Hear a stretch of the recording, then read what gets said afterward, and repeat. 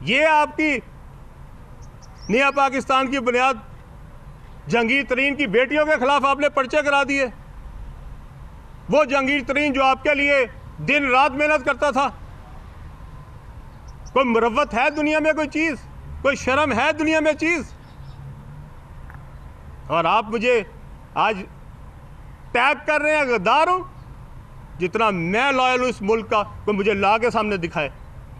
जो आपके साथ है वो मुहिब्बे वतन, और जो आपके खिलाफ है वो गद्दार है। आप मामे हैं पाकिस्तान के, आप चलाएंगे पाकिस्तान, बाकी पूरी दुनिया मर जाए।